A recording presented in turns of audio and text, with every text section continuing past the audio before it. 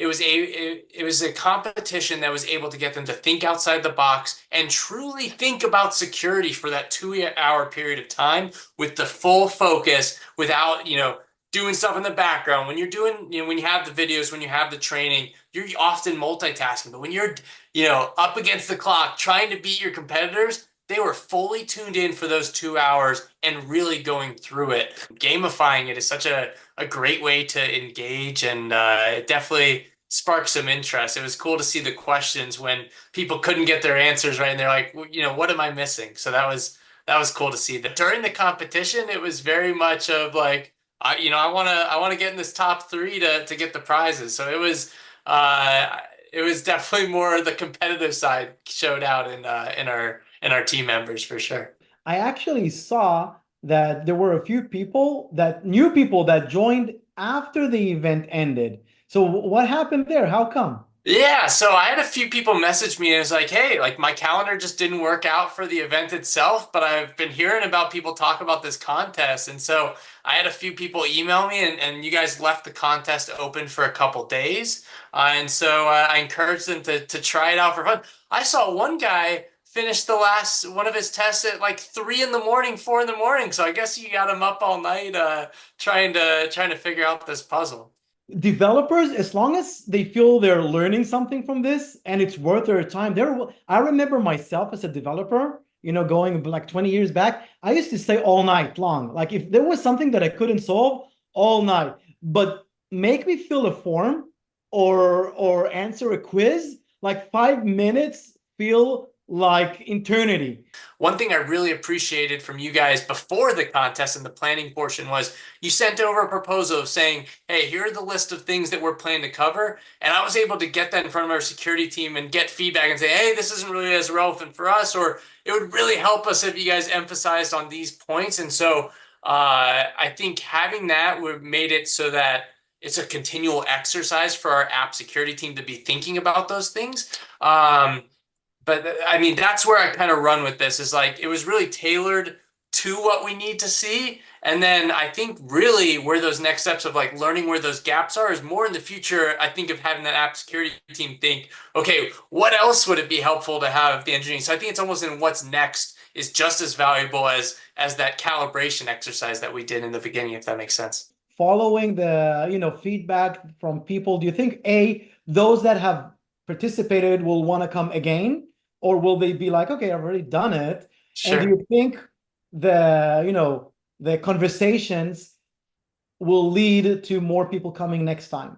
Yeah, I think yes to both. I do think people will be coming back, and I do think more people will be coming. I think the prizes definitely help to incentivize the people, but I think there's been enough chatter and people asking about what it is and almost intrigue. I think in this first event, it's kind of like something new where people are like, hey, I see this on my calendar. Even with the email from our engineering leader explains, it's still like, there's still some skepticism, like, what is this thing? It's a 2 hour block on my calendar. I've got other things to do, but I think there was enough value shown even just without my conversations with them and just the people who are in the events where I do anticipate more people. Now, obviously, we'd have to see that with a future event, but that is where my mindset where I predict is I would say there was definitely be an increase in participation in. Do you think the security team maybe earned more respect from the developers? I think it was again a worthwhile exercise that I think builds credibility. I think is really the way I would describe it.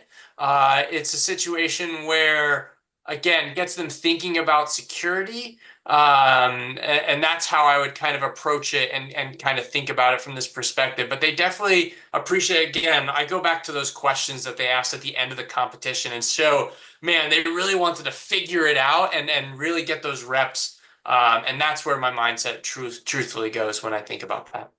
I love what you just said because they didn't want the answers, right? Like they were like, let me solve this.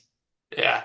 The competitive nature of the company really came out in this group. They wanted to answer the questions, but not give their opponents a leg up and try to pass them in what they were trying to accomplish. So I think that perfect blend of like wanting to get the answer, but not giving enough to give the competitors a leg up was really interesting to see. Some of the harder ones you guys had on there, we weren't sure how many of our engineers were truly going to be able to accomplish it. And just to see them get as far as they did in just 2 hours was really impressive. And the other thing was, even after the competition, we mentioned we left it open.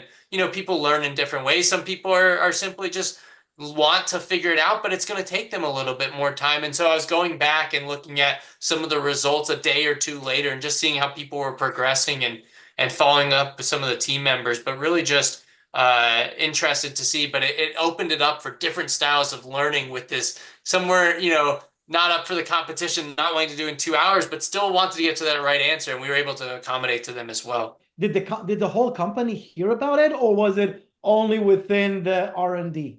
No, so we were able to inform our executive team about this competition, and they were pretty excited. Again, more for the output and what this could lead to. So we were able to let them know, and they were excited to hear about the results. And so yeah, no, we were able to brag on the winners to the entire executive team, all the way up to the CEO, and really try to increase awareness for the team, and again, really make it a true celebration for those who are able to compete and do very well. So the insights report, I think, was helpful as for metrics perspective and really trying to measure where we're at. Again, it's all about the measurables in there. I think it was helpful. The insights provided is kind of like, okay, now what is always the question of we go into this competition. It's like, do we wait the 6 months or do we go? It gave us some topic areas for us to focus on and being able to tailor some of our training and again, some of our app security team on things to focus on and really harp on when we talk to our engineering group is where I saw it the most as the most helpful thing. I just want to plug one funny thing. I will tell you, just because I was curious when I was going through the competition, I took the question and I just tried to throw it into ChatGPT to see if I could get the answer, and I couldn't get it. I just tried it for one of the puzzles just because I was curious to see if one of our engineers could just plug this into ChatGPT and move on. So It's a great test that you've done, because that's sort of like also how scanners work. With all respect to scanners, I think they're good. I think they're great. They find the sort of low-hanging fruit, and but they won't find eye doors. They won't find a lot of other things that are actually the big things. So it creates a false sense of security for developers to think, I'll just do whatever I want, and the scanner will let me know if my code is bad, or the QA will find it. yep. No. And if you're not skilled, how will you do peer review? Right. How will you do peer review if you yourself can't see it?